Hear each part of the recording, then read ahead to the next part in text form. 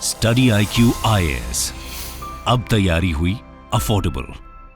नमस्कार दोस्तों, प्रीलिम्स 2023 काफी नजदीक आ रहा है और मैं जानता हूं कि ज्यादातर लोगों के दिमाग में इस समय जो सबसे बड़ा डाउट है वो है कि रिविजन्स कैसे इफेक्टिवली मैनेज करें। आप सब टॉपर्स को बोलते हुए सुनते हैं कि रिविजन्स कई बार करने होते हैं, राइट। सबने बहुत सारे टॉपर्स आपको बताएंगे कि उन्होंने 8-10 बार लक्ष्मीकांत रिवाइज की थी, 8-10 बार स्पेक्ट्रम रिवाइज की थी। तो हम जब करने बैठते हैं तो अक्सर ये दिक्कत आती है कि यार इतना टाइम लग जाता है लक्ष्मीकांत को पढ़ने में या स्पेक्ट्रम को पढ़ने में, 8-10 बार कैसे रिवाइज करेंगे इसको। तो आज मेरी कोशिश रहेगी इस वीडियो में कि आपके रिविजन्स एफिशिएंटली, इफेक्टिवली लास्ट के कुछ दिनों में कैसे हो, ठीक है। कितने रिविजन्स करने चाहिए आपको और किन चीजों को प्रायोरिटाइज करना है। कुछ चीजें हैं जिनकी ज्यादा रिविजन्स की जरूरत पड़ेगी, रिविजन्स करने का सही तरीका क्या है, प्रायोरिटाइज कैसे करना है, इन सारी चीजों के बारे में बात करेंगे। So this is the agenda, ठीक है। How to revise multiple times before 2023 so that हम बेसिकली अपना जो सिलेक्शन के चांसेस हैं उसको सिक्योर कर सके।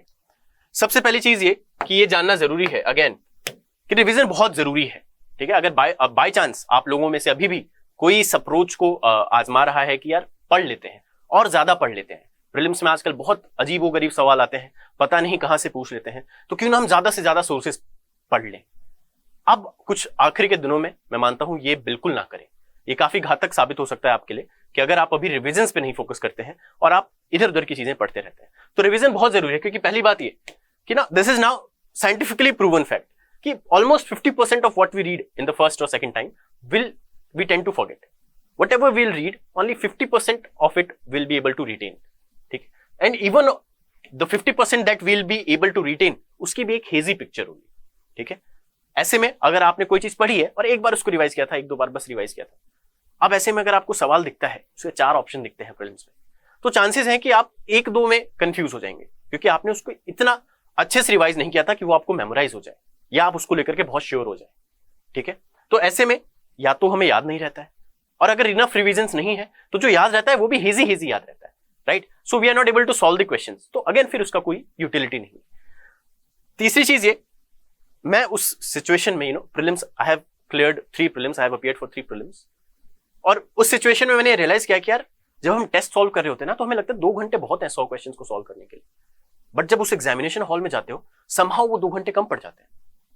इनफैक्ट मुझे एक आधा बार ऐसा लगा कि शायद 5-10 मिनट और होता तो शायद मैं एक आधा सवाल 2 सवाल और सोच के सॉल्व कर लेता, राइट। तो वहां पे समय की भी कमी रहती है और जब समय की कमी रहती है तो आपके दिमाग को बहुत एक्टिवली रिकॉल करना पड़ेगा, बहुत तुरंत जवाब सोचने पड़ेंगे कि क्या पढ़ा था, एग्जैक्टली क्या था, ये आर्टिकल 15 था, आर्टिकल 16 था।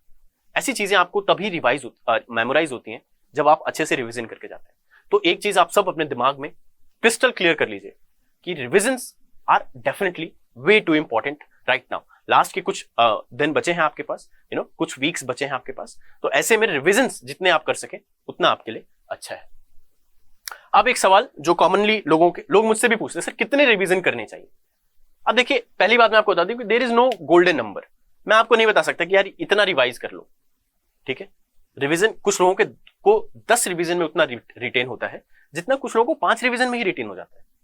कुछ लोगों का रिवीजन करने का तरीका अलग होता है, कुछ लोग एक बार तसल्ली से बैठ करके अच्छे से रिवाइज करते हैं, कुछ लोग वहीं ऊपर से रिवाइज करते हैं और उनको 2 बार उतना रिटेन करने के लिए 2 बार रिवाइज करना पड़ता है।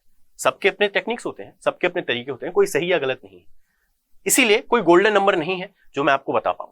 लेकिन फिर भी अभी जब लास्ट के कुछ वीक्स आपके पास बचे हैं तो अब आप 10 बार तो रिवाइज नहीं कर पाएंगे, दैट्स वेरी नेचुरल कि आप 10 बार रिवाइज नहीं कर पाएंगे। तो ऐसे में कितनी बार रिवाइज करना चाहिए, ये एक फॉर्मूला मैं 4-3-2 फॉर्मूला आपको बताऊं कि कुछ चीजें हैं जिनको आपको 4 बार रिवाइज करना चाहिए, जो बहुत सारी कोर सब्जेक्ट्स हैं, जो स्टैटिक सब्जेक्ट्स हैं, जहां से क्वेश्चंस अगर आप अच्छे से पढ़ के गए तो डेफिनेटली सॉल्व कर लेंगे, उनको आपको 4 बार रिवाइज करना चाहिए। जैसे पॉलिटी, इकोनॉमी, एनवायरमेंट। अब पॉलिटी आपने अगर लक्ष्मीकांत को 5-6 बार रिवाइज कर रखा है, आई एम अज्यूमिंग कि आपने अभी तक 1-2 बार रिवाइज तो कर ही लिया होगा, तो 4 बार और रिवाइज कर लेते हैं। 5-6 बार अगर उसको रिवाइज कर लिया, अब फिर वही बात आप समझने की कोशिश कीजिए। मैं ये नहीं कह रहा हूं कि आप पॉलिटी के 700-800 पेजेस जो हैं लक्ष्मीकांत में वो सारे रिवाइज करेंगे। आप अभी तक 2-3 बार रिवाइज कर चुके हैं, आपने ऑलरेडी उसको हाईलाइट किया होगा, अंडरलाइन किया होगा, प्रीवियस ईयर क्वेश्चंस देखे हैं, टेस्ट सॉल्व किए हैं। अब आपको ऑलरेडी पता है कि कौन से चैप्टर्स इंपॉर्टेंट है और उन चैप्टर्स में से क्या क्या इंपॉर्टेंट है, राइट। तो उस हिसाब से आपको रिवाइज करना है। 4 बार सुन के लग रहा होगा sir is saying something that is not doable, ऐसा नहीं है, बिल्कुल आप 4 बार अभी रिवाइज कर सकते हैं। बस आपको प्रायोरिटाइज करना है कि कौन से चैप्टर्स इंपॉर्टेंट है, उन चैप्टर्स में से कौन सी इंफॉर्मेशन को रिटेन करना ज्यादा इंपॉर्टेंट है। Polity, similarly economy. अगर इकोनॉमी के आपके कॉन्सेप्ट्स क्लियर है, कुछ बेसिक कॉन्सेप्ट, कुछ ज्यादा नहीं, 10-12 कॉन्सेप्ट्स आपके क्लियर होने चाहिए, और आप देखेंगे कि सवाल उन्हीं में से आते हैं, inflation, GDP, monetary policy, fiscal policy, ये कुछ ऐसे टॉपिक्स, ऐसे 10-12-15 टॉपिक्स अगर आप कर लेते हैं और उनको 4-4 बार रिवाइज करके चले जाते हैं, तो एटलीस्ट मैं गारंटी दे सकता हूं, चाहे वो पॉलिटी हो चाहे इकोनॉमी हो, आप उसमें 90% क्वेश्चन सही करके आएंगे। और ये बहुत जरूरी है, क्योंकि इनसे मिलाकर के करीब 30 सवाल आते हैं, राइट। 30 सवाल यानी 60 मार्क्स। आपकी कट ऑफ 92, 95, 98 रह रही है। ऐसे में अगर आप 60 मार्क्स कहीं एक जगह से ला सकते हैं, 60 छोड़िए, आप 50 मार्क्स अगर कहीं एक जगह से ला सकते हैं, तो आप सोच सकते हैं कितनी क्रूशियल चीज है। सिमिलरली एनवायरमेंट के लिए भी यही है कि एनवायरमेंट से बहुत सारे सवाल आते हैं। सिंस फॉरेस्ट का पेपर जब से जुड़ा है तब से एनवायरमेंट से हम देखते हैं 18-20 सवाल हर साल आ जाते हैं। ऐसे में बेसिक कॉन्सेप्ट्स और बेसिक करंट अफेयर्स जितनी बार, एटलीस्ट 4 बार आपको रिवाइज करना है। कुछ चीजें जैसे ज्योग्राफी और मॉडर्न हिस्ट्री 3 बार मिनिमम आपको रिवाइज करके जाना है। Okay. Ancient, medieval and culture, AMC का मतलब ancient history, medieval history and culture, art and culture, current affairs and science and tech, इनको मिनिमम 2 बार रिवाइज करना है। ओके। ऐसा नहीं है कि ये चीजें इंपॉर्टेंट नहीं है, बस ये है कि इसमें जो है जिनमें हमें ज्यादा रिटर्न्स मिलने के चांसेस हैं उनको हम ज्यादा प्रायोरिटाइज करेंगे, क्योंकि समय की कमी है। अगर समय हमारे पास अनलिमिटेड होता, इनफाइनाइट होता, तो मैं कहता आप सारी चीजें 5-5 बार रिवाइज करें, लेकिन क्योंकि अब हमारे पास समय सीमित है तो हमें प्रायोरिटाइज करना है, और उसमें आप ये ऑर्डर फॉलो कर सकते हैं। अब एग्जीक्यूशन की बात करते हैं कि मैंने मोटा मोटा बता दिया क्या कितनी बार रिवाइज करना है, तो क्या मैं बिना सोचे समझे बता रहा हूं? नहीं, मैं बैठा, मैंने सोचा कि अगर मैं रिवाइज करने बैठता तो मैं कैसे प्लान करता, कितने कितने दिन मेरे पास है और कितने दिन मैं किस सब्जेक्ट में लगाऊंगा और कैसे इसको मैं एग्जीक्यूट कर पाऊंगा। तो अब एग्जीक्यूशन की बात करते हैं। फर्स्ट रिवीजन, मैं मान के चल रहा हूं कि अभी तक आप लोग 1-2 बार रिवाइज कर चुके हैं, ऐसे कोई नहीं जिसने अभी तक कोई चीज रिवाइज नहीं की, राइट। प्रीलिम्स इतना नजदीक आ गया, ज्यादातर लोग 1 साल से तैयारी कर रहे हैं, तो अब आप ऑलरेडी रिवाइज कर चुके हैं। और ऐसे में जब आप रिवाइज करेंगे तो आप 3 दिन में एक सब्जेक्ट रिवाइज कर सकते हैं। मैं मानता हूं कि इस लेवल तक आपकी एफिशिएंसी आ गई है कि आप 3 दिन तक रिवाइज कर लेंगे। फिर वही चीज ध्यान रखनी है कि हमें प्रायोरिटाइज करना है, सारी किताब कवर टू कवर नहीं रिवाइज करनी है, सारे चैप्टर्स कवर टू कवर नहीं रिवाइज करने हैं। आपको कुछ इंपॉर्टेंट चैप्टर्स और इंपॉर्टेंट चैप्टर्स में से कुछ इंपॉर्टेंट इन्फॉर्मेशन को ही रिवाइज करना है। ऐसे में अगर आप 3 दिन एक सब्जेक्ट को देते हैं तो हमने 7 सब्जेक्ट्स यहाँ पे आपने देखा होगा, 1, 2, 3, 4, 5, 6, 7 subjects plus current affairs. Current affairs हर सब्जेक्ट का मैं उसी में इंक्लूड कर रहा हूँ, अलग से नहीं गिन रहा हूँ, तो it is not a different an other entity, it's included in it. तो ऐसे में 7 चीजें आपको करनी है, वो 3-3 दिन में एक एक करेंगे, 21 दिन इसमें। सेकंड रिवीजन मैं मान रहा हूँ 2 दिन में अब रिवीजन हो जाएगा। तीसरे रिवीजन के बाद, मतलब अभी 3-3 दिन में जो हम रिवीजन करेंगे चीजें और क्लियर हो जाएंगी। उसके बाद जब हम रिवीजन करेंगे तो हम देखेंगे 2 दिन में एक सब्जेक्ट को हम रिवाइज कर पा रहे हैं। 2 दिन आप बैठेंगे, एक दिन पॉलिटी के आधे इंपॉर्टेंट चैप्टर्स, अगले दिन पॉलिटी के आधे इंपॉर्टेंट चैप्टर्स, और रोज 2-2, 3-3 घंटे दे करके आप करंट अफेयर्स उसके कर सकते हैं। थर्ड रिवीजन 1-1, 2-2 दिन में हो जाना चाहिए। अब इतनी एफिशिएंसी आपको चाहिए, राइट। आपको समझना है कि आप कवर टू कवर पढ़ने का टाइम नहीं है, पूरी किताब नहीं पढ़नी, आपको बस रिवाइज करना है। रिवाइज का क्या मतलब होता है कि इंपॉर्टेंट इंफॉर्मेशन को देख लो, जो आप भूल जाते हो, जहां से क्वेश्चन आने के ज्यादा चांसेस है, उनको देख लो। अब 1-2 डेज ईच, ठीक है, और उसमें हमें लगे 10 दिन, तो हमने देखा तकरीबन 21 दिन हमारा पहला रिवीजन, 14 दिन हमारा दूसरा रिवीजन, और 10 दिन हमारा तीसरा रिवीजन। टोटल कितना हुआ? 45 डेज। करीब इतने ही दिन आपके पास अभी बचे हैं, राइट। तो एक प्लान आपको मैंने बताया, उसको एग्जीक्यूट करें, कैसे करें वो भी मैंने आपको यहाँ पे बताया, and now you will be able to manage it. अब रिवाइज क्या करना है, ये बहुत बड़ी डाउट है। अगर मैं किसी को कह रहा हूँ 3 दिन में पॉलिटी रिवाइज करो, वो कहेंगे सर आप देख रहे हैं कितना सारे चीजें रिवीजन करने को है, हमारे पास लक्ष्मीकांत है, हमारे पास कोचिंग के दिए हुए नोट्स हैं, हमारे पास खुद के बनाए हुए नोट्स हैं। मैं कहूंगा भाई सब कुछ नहीं रिवाइज करना है, ठीक है, प्रायोरिटाइज करो, बेसिक चीजें रिवाइज करो। क्या चीजें रिवाइज करें आप? 1 बेसिक सोर्स, चाहे वो अपने नोट्स हो, ठीक है। आपने मान लो इकोनॉमी के लिए आपने कहीं से अच्छी कोचिंग ली थी, या आपने कहीं से समझा था और आपने अपने हाथों में नोट्स बनाए, और आपने सारे इंपॉर्टेंट टॉपिक्स वहां पे कवर कर रखे हैं, सारे इंपॉर्टेंट कॉन्सेप्ट्स हैं, सारे चीजें हैं, तो आप उसी को एज अ बेसिक सोर्स इस्तेमाल कर सकते हैं। अदरवाइज आप किसी, मान लीजिए इकोनॉमी के लिए श्री राम IAS के नोट लोग पढ़ते हैं, लूसेंट की कोई किताब या कुछ भी आप पढ़ रहे हैं इकोनॉमी के लिए, ठीक है, तो आप उस एक बेसिक सोर्स को रिवाइज करेंगे। पॉलिटी के लिए लक्ष्मीकांत करेंगे, मॉडर्न हिस्ट्री के लिए आप स्पेक्ट्रम करेंगे। तो एक बेसिक सोर्स करना है, चाहे वो आपके खुद के नोट्स हो, बट एक सब्जेक्ट के लिए एक बेसिक सोर्स करना है। Same for static and current affairs. Current affairs के लिए भी आपने, बहुत सारे लोग क्या करते हैं आर्टिकल्स के लिंक्स सेव कर ले रहे हैं कि पेपर नजदीक आएगा तो हम ये आर्टिकल्स पढ़ लेंगे। वो सब मत करो यार, बेसिक चीजें करो। एक करंट अफेयर्स की मैगजीन करो, चाहे वो मंथली करते आए हो या ईयरली करते आए हो, जो भी वो करो, उसको रिवाइज करो। और एक स्टैटिक के लिए common source current affairs magazine definitely revise करनी है। हमने देखा 2 बार, हम इसको कह रहे हैं कि 2 बार करंट अफेयर्स एटलीस्ट अब रिवाइज करो, ठीक है।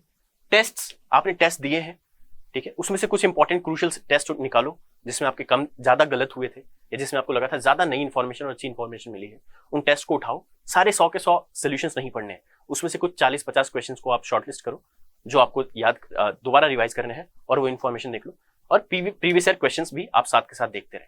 तो ये क्या रिवाइज करना है, बस ये चीजें करनी है। एक बेसिक सोर्स, एक करंट अफेयर्स, टेस्ट और पीवाईक्यूज। 10 जगह से एक सब्जेक्ट को पढ़ा था अगर, तो रिवाइज सिर्फ एक जगह से करो।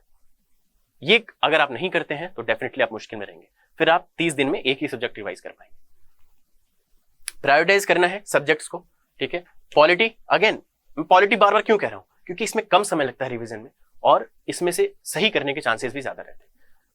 पॉलिटी के बाद economy, modern history, environment, science and tech, geography, current affairs, ancient medieval culture. आप ये देखेंगे ये एक पर्टिकुलर ऑर्डर में है और आप इस हिसाब से ही इसी ऑर्डर में प्रायोरिटाइज कर सकते हैं। अब एक बार प्रॉपर प्लान बनाओ, ठीक है। रिवाइज, अगर रिवीजन को इफेक्टिवली करना है तो प्रॉपर प्लान्स बहुत जरूरी है। प्रॉपर प्लान का क्या मतलब होता है कि इतने दिन है, इतने दिनों में मैंने सब्जेक्ट्स में डिवाइड कर लिया, ठीक है। अब उन डेज को भी मैं आवर्स में डिवाइड करके करूंगा। अब देखिए कैसे कर सकते हैं। मान लीजिए 10 अप्रैल, आप मान लीजिए कि 10 अप्रैल को आपने पॉलिटी पढ़ना है, पॉलिटी स्टार्ट करना है रिवीजन, तो हमने क्या कहा है 3 दिन में हमें एक रिवीजन कंप्लीट करना है पॉलिटी का।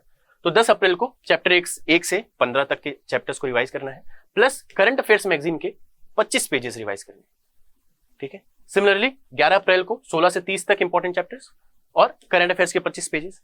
12 अप्रैल को रिमेनिंग चैप्टर्स और रिमेनिंग करंट अफेयर्स। 3 दिन में आप इस तरीके से प्लान करें। 15 चैप्टर रिवाइज करना मुश्किल नहीं है अब आपके लिए, ठीक है। 30 चैप्टर ही इंपॉर्टेंट है लक्ष्मीकांत में। 30 के बाद जो बचते हैं उसमें से कुछ चीजें ही देखनी होती हैं, वो हम अगले दिन कर लेंगे, राइट। तो हमने देखा 3 दिन में कैसे हमने पॉलिटी का एक प्लान बना लिया। आप इसी तरीके से अपने लिए प्लान बनाएं।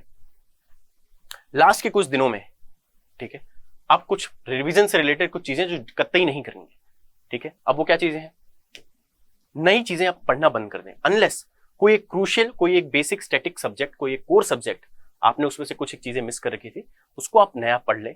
बट उसके अलावा अगर आपने कोई चीज भी एक जगह से पढ़ ली है, उसको किसी नई जगह से आप कतई ना पढ़े। कोई फायदा नहीं होगा, ट्रस्ट मी ऑन दिस। आप बल्कि आपने जो पहले पढ़ा था वो भी भूल जाएंगे और उसका भी नुकसान कर बैठेंगे।